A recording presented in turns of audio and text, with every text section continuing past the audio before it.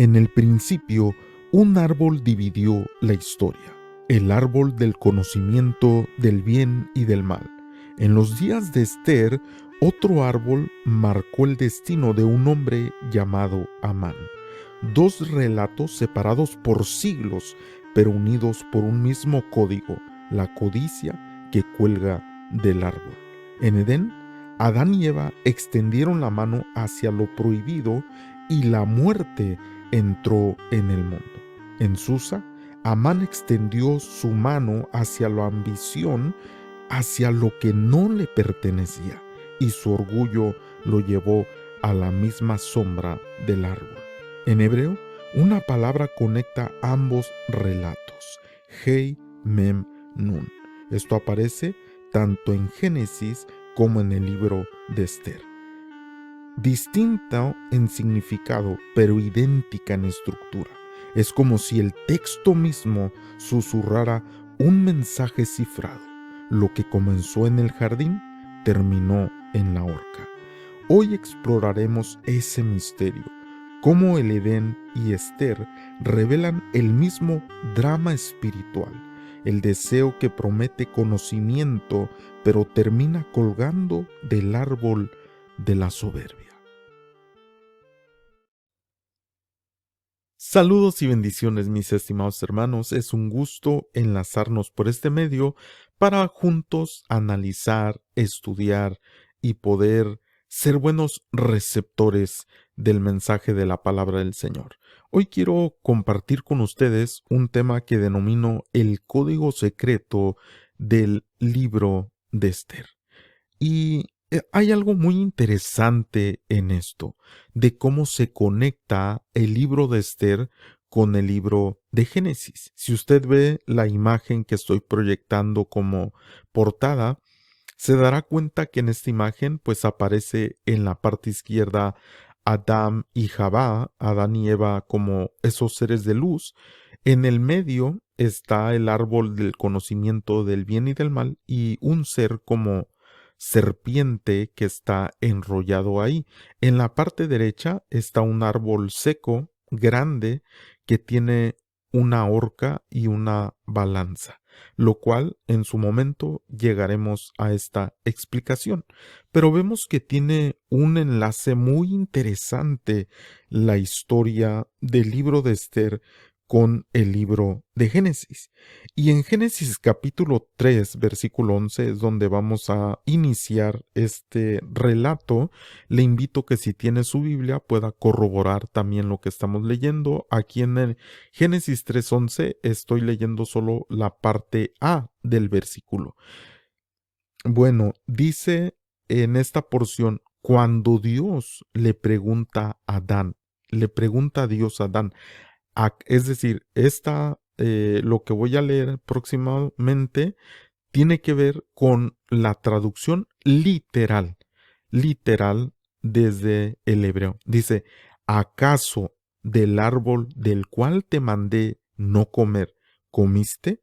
Es decir, en hebreo dice, Hamin haetz asher, tisvitika, levilti, ahal mimenu, ahalta.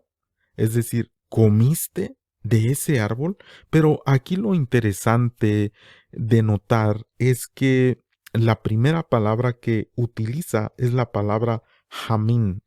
Jamín que se traduce en esta porción específica como acaso. ¿Acaso del árbol del cual te mandé no comer, comiste?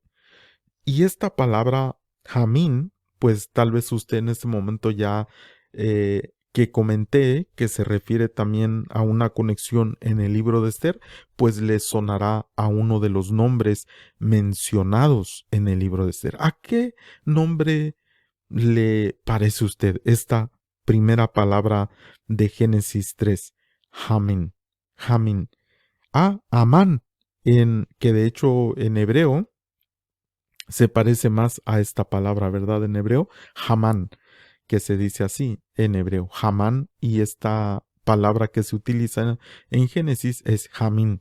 Pero aquí lo interesante, nosotros sabemos que el hebreo no tiene vocales, es decir, que las Nikud, la vocalización son puntos y líneas en la parte, generalmente en la parte inferior de las palabras. Bueno, sabemos que en el texto pues no vienen estos Nikud. Por ejemplo, en los textos más antiguos, esto empezó a hacerse, estas Nikudot, ya en el tiempo de mucho más cerca incluso de nuestro Señor Jesucristo, de su venida, de por una familia llamada Ben Asher, los hijos de Asher.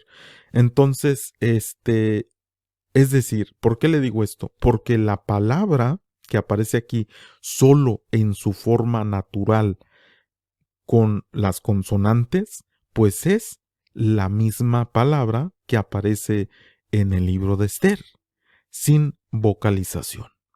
Obviamente, poniendo la vocalización, allá en Esther el nombre de Amán es Hamán, y poniendo la vocalización de Génesis 3:11 es Jamín, pero le vuelvo a recordar, sin vocales son las mismas letras, las mismas. Y como en otras ocasiones les he explicado, cuando esto ocurre en la Biblia hebrea, pues es porque está uniendo de alguna manera estos libros. Es decir, está diciendo el mismo texto, hay una relación entre estas porciones. Hay una relación entre estos textos. Y nosotros podríamos pensar, bueno, ¿qué tiene que ver el libro de Esther con el libro de Génesis? O la porción específicamente de Génesis capítulo 3, donde está el relato de la serpiente hablando con la mujer. ¿Qué tiene que ver esto? ¿Qué tiene que ver? Y bueno, hoy precisamente vamos a descodificar ese secreto que se encuentra esta relación entre el libro de Esther y la porción de Génesis capítulo 3. Y entonces, esta es la pregunta que Dios le hace a Adán, ¿verdad? ¿Acaso del árbol del cual te mandé no comer comiste? Y nosotros podemos encontrar que ¿por qué? ¿Por qué Dios colocó este árbol en el huerto?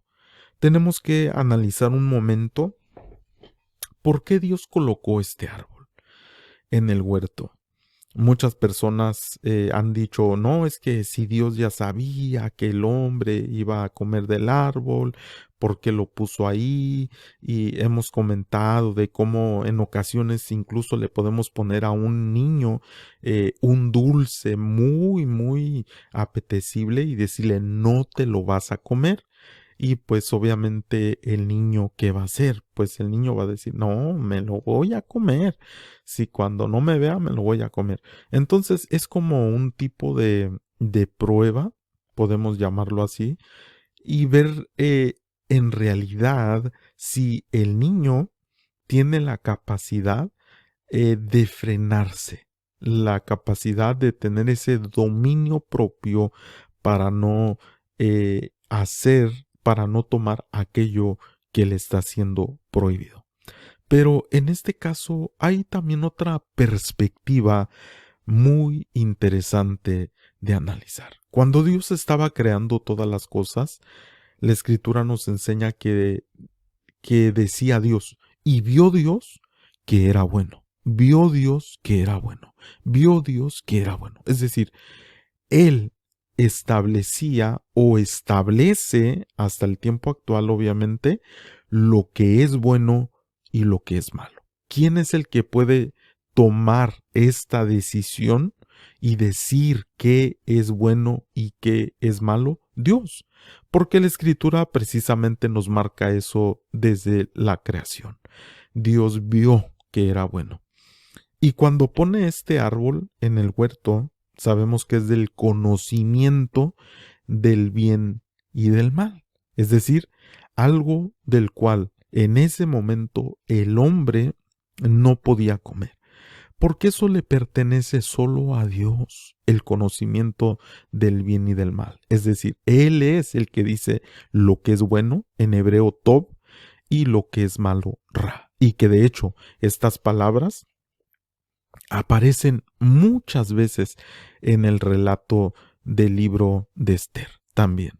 Y aparecen más palabras también del relato de Génesis 3 en todo el libro de Esther, pero no vamos a adentrarnos tanto en eso, sino lo que quiero es tomar la perspectiva de lo que es. Ahora, el hombre, el hombre podía comer de todo, de todo. Aquí están, le dijo Dios, todos los árboles, todos los árboles, te doy todo esto para que tú disfrutes, para que tú comas. Pero se da cuenta, solo un árbol era del que no podía comer. ¿Y por qué muchas veces como seres humanos nos enfocamos en lo que no tenemos, pero en lo que sí tenemos, en todo lo que tenemos, en eso no nos enfocamos? Y precisamente el humano estando en el huerto, pues no tenía ese enfoque hacia comer del árbol que no debía. Fue la serpiente la que los llevó a tener otra forma de ver. Pero esta forma de ver que la serpiente quería infiltrar en Eva era como diciendo, oye, ¿por qué Dios es el único que puede tener este conocimiento de decir lo que es bueno y lo que es malo? Es que a nosotros, como seres humanos, no nos gusta que nos digan lo que es bueno y lo que es malo.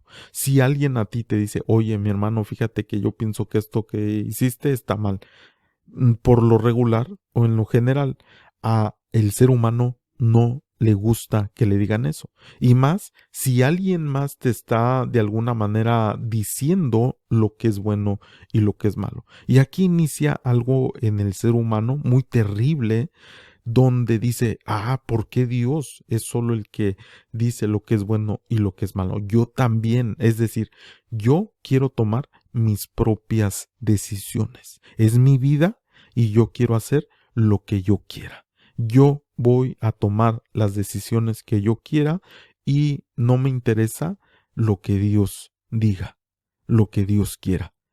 Es decir, la codicia. Recuérdese que cuando empezó a manipular la serpiente a Eva, a la mujer, dice que vio que el árbol era agradable, codiciable. Es decir, le hizo ver a ella que ella tenía el derecho de ella decidir lo que es bueno y lo que es malo. Es como una persona que tú le tratas de dar un consejo y te dice, mira, preocúpate por ti mismo. Yo voy a decidir lo que es bueno o es malo para mí, para mí.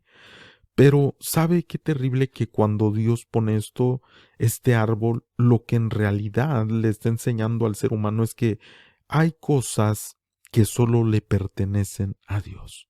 Hay cosas las que Él ha establecido que son buenas y las que son malas, pero esto no es porque quiere imponer en algo en nosotros, es por nuestra seguridad. Es como cuando uno va en una carretera y aparecen los señalamientos de la velocidad y usted ve que si en esta carretera está alta en la montaña y hay seguridad para que los carros no se vayan a ir y a caer y obviamente por ende a morir por esta situación.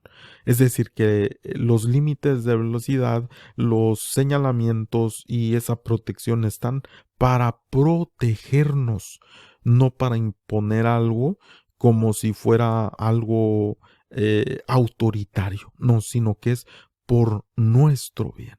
Ahora, ¿qué tiene que ver esto con esta porción de Génesis con el libro de Esther?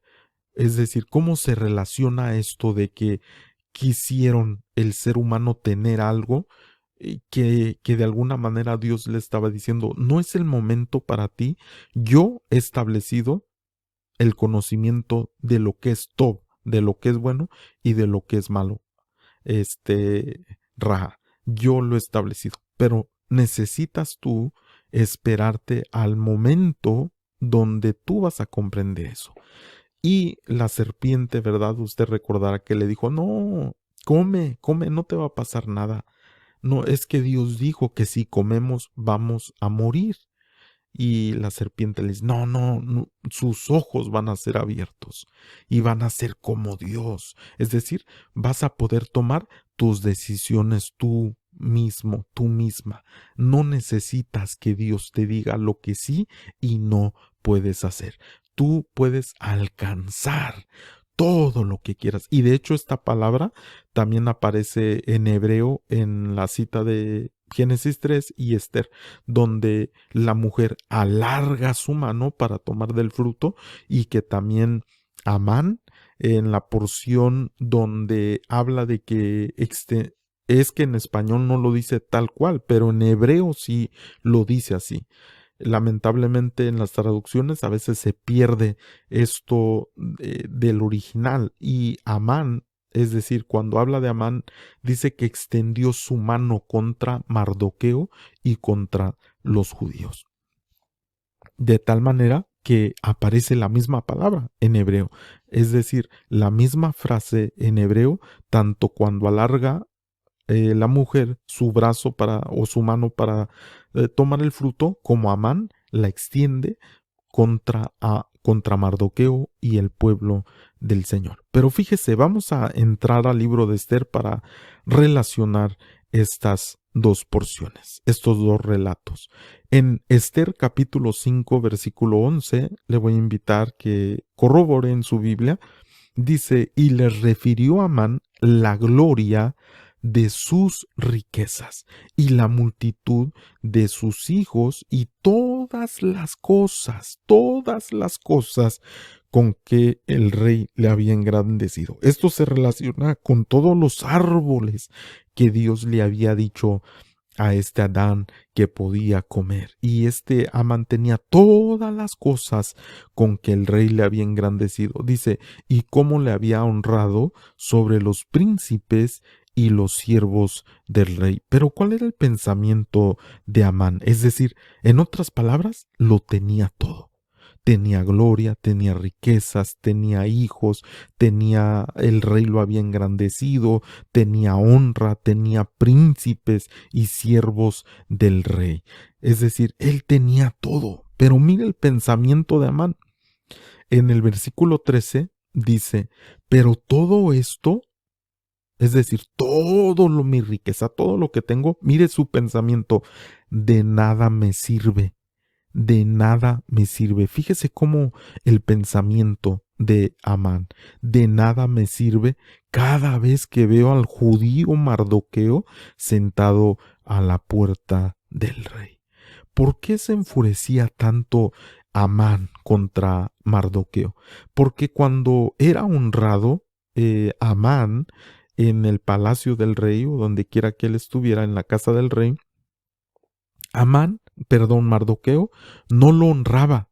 En capítulos anteriores, creo que es en el capítulo 3, es cuando hay una honra hacia Amán y Mardoqueo, y dice que todos se inclinaban hacia Amán, todos, menos Mardoqueo. Y la escritura dice que Amán se enfurece tanto, se enoja tanto, porque eh, cada que veía sentado, siempre se la pasaba Mardoqueo ahí, sentado a la puerta del rey. Y mire el pensamiento de Amán. O sea, Amán tenía todo, pero dice Amán de su propia boca, pero todo esto de nada me sirve. De nada me sirve porque ese tremendo judío Mardoqueo siempre está a la puerta del rey y yo lo que quiero es que él se incline, que él me honre, que él, como decimos en México, que él se cuadre conmigo. Pero y dice en el versículo 14 que su mujer de Amán, que se llama en la traducción Ceres, que de hecho quiere decir en el idioma persa, porque este libro está escrito en arameo, y dice que esta mujer Ceres, que quiere decir oro o dorada, su mujer y todos sus amigos le dicen a él, le dicen a Amán, le dan este consejo: hagan una horca de 50 codos de altura y mañana di al rey que cuelguen a Mardoqueo en ella. Y entra alegre con el rey al banquete, y agradó esto a los ojos de Amán e hizo preparar la horca. Aquí también hay algo importante de aclarar. En la traducción, lo que aparece como horca en realidad no dice horca en hebreo. En hebreo dice etz, es decir, árbol. Es decir, les dice: preparen el árbol para colgarlo. Había un árbol en este lugar, en la casa de Amán, un árbol grandísimo, un árbol que era muy hermoso, muy grande, pero este árbol él lo quería preparar para colgar ahí a Mardoqueo. Quería colgar a Mardoqueo en este árbol. Es decir, obviamente, desvivirlo y dejarlo ahí, en este árbol colgado. Y este árbol de alguna manera representa algo prohibido. ¿Por qué prohibido? Porque eso no es correcto. ¿Cómo voy a tener yo todo, todas las cosas que yo necesito, todo, y todavía quiero usar de una manera equivocada este árbol tan precioso? Igual lo podemos comparar al árbol prohibido del huerto, en el cual si el hombre comía de ese árbol, Dios le había dicho: ciertamente morirás. Es decir, el deseo: te doy todos los árboles, tú tienes todo, no tienes necesidad de nada, todo lo tienes, pero este árbol no lo toques, por favor. Amán tenía todo: las riquezas, la honra, la gloria, siervos, pero fíjese el pensamiento: de nada me sirve esto, de nada me sirve. Es como si la mujer cambiara un pensamiento, Javá, en el huerto donde la serpiente le hizo ver: mira, todo lo demás no vale nada si no comes de este árbol. Todo lo demás que Dios te ha dado no sirve de nada, porque el árbol que precisamente está aquí, del que tú quieres, no puedes comer de él. Pero el momento en el que tú comas, entonces vale la pena todo lo demás. Un pensamiento tan erróneo que también el ser humano tiene. El ser humano siempre quiere más y más y más y más. Y no está contento, no está agradecido. La Escritura nos enseña que estemos contentos con tener lo que Dios nos da. Pero normalmente la actitud del mundo, del sistema, es más, más, quiero más, quiero más, quiero más. Nunca estamos contentos con lo que Dios nos da. Y entonces le dan un mal consejo, así como Javá le dio de comer a Adán del fruto prohibido. Esta mujer, la esposa de Amán, le da este consejo. Esta mujer le dice: mira, marido, ¿por qué te problemas tanto? Tú tienes todo y pues simplemente cuélgalo de este árbol, cuélgalo de nuestro árbol que está aquí. No hay ningún problema. Y entonces nosotros podemos ver, como le decía, que por un lado está lo bueno y lo malo. Es decir, el conocimiento del bien y del mal nos lleva a entender estas cosas: lo que es bueno, lo que es malo, lo que bien, lo que es mal. La vida, porque recuérdese que lo bueno siempre lleva en hebreo a la vida, pero lo malo a la muerte. Le dijo Dios: si comes de este árbol, ciertamente morirás. Lo bueno lleva a la luz también está conectada con la vida, como lo dice en Juan capítulo 1, que la luz era la vida de los hombres. Sin embargo, la muerte es oscuridad. También la luz nos lleva a ser agradecidos, a estar en ese lado donde estamos contentos y agradecidos con Dios por todo lo que ha hecho con nosotros. Es decir, nos ha dado vida, nos ha bendecido, estamos agradecidos por ello y queremos hacer la voluntad de Dios. Sin embargo, cuando no estamos agradecidos, podemos ser personas codiciosas. Alguien como Amán que codiciaba, ya tenía todo, pero codiciaba el hacerle mal a aquel que no le daba honra. Y no solamente a él, quería cortar el árbol desde raíz. Es decir, no solo a él, sino a su pueblo, a todos los judíos. Y obviamente que él quería hacer su voluntad. Cuando el ser humano hace su voluntad propia, por lo regular lo lleva a todo lo negativo. La escritura dice que por eso hay caminos que al hombre, no a Dios, al hombre le parecen que son buenos. Le parece que ahí tendrá lo mejor, pero dice que conducen a la muerte. Conducen a lo que no es la voluntad de Dios. Pero siempre la voluntad de Dios nos va a llevar a la vida, nos va a llevar a la luz, nos va a llevar a lo bueno. Y el único que en verdad puede establecer esos parámetros de lo bueno y lo malo es Dios. Al hombre no le corresponde esto. El hombre por sí solo no tiene la capacidad de decir lo que es bueno y lo que es malo. La misma escritura nos enseña que habrá tiempos donde le digan a lo bueno malo y a lo malo bueno. ¿Por qué? Porque el hombre no tiene esa capacidad. Dios es aquel que establece los parámetros de lo que es bueno y es malo. Por eso, cuando el árbol del conocimiento del bien y del mal estaba en el huerto, Dios le dijo, deja eso porque eso es mío. Deja eso. Eso me pertenece a mí.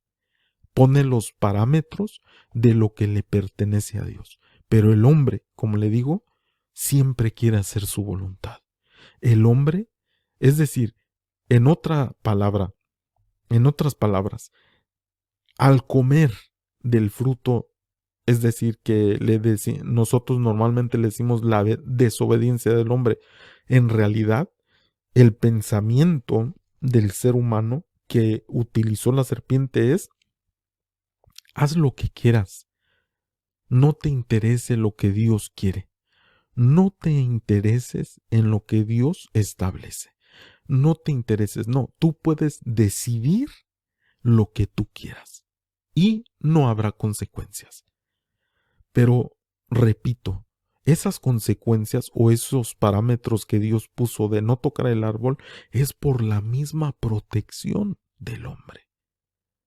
Porque claramente vemos que la serpiente engañó de tal manera que lo que él dijo que no pasaría ocurrió. Y el hombre quedó en una condición tan terrible en su vida, donde estaba desnudo, donde tenía miedo, donde cosas negativas eran las que se movían.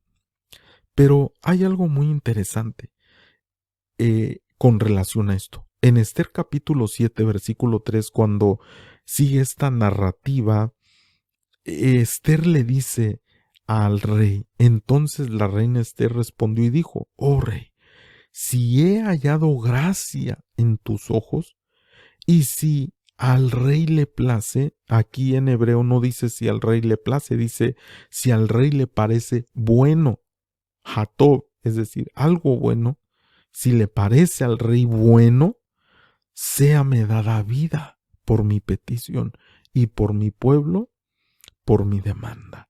Es decir, Esther le está diciendo al rey que no sea por mi capricho, que no sea por lo que yo opino, que no sea por mi razonamiento, que no sea por lo que yo quiero. No, si yo he hallado gracia en tus ojos, si te place a ti, oh rey, si lo ves tú como bueno. ¿Y por qué dice bueno en hebreo?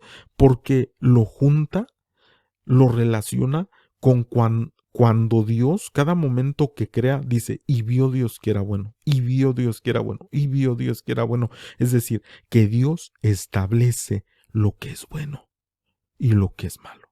Y cuando pone el árbol en el huerto, sabe el hombre porque Dios le dice que este es el árbol del conocimiento del bien y del mal.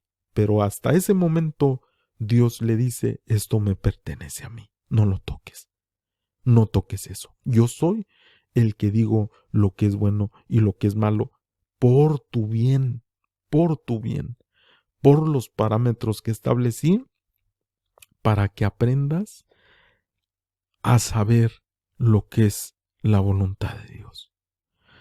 Y así Esther se acerca y le dice, si a ti te place, si he hallado gracia en tus ojos, si yo he hallado gracia en tus ojos, dice, vio Dios que era bueno.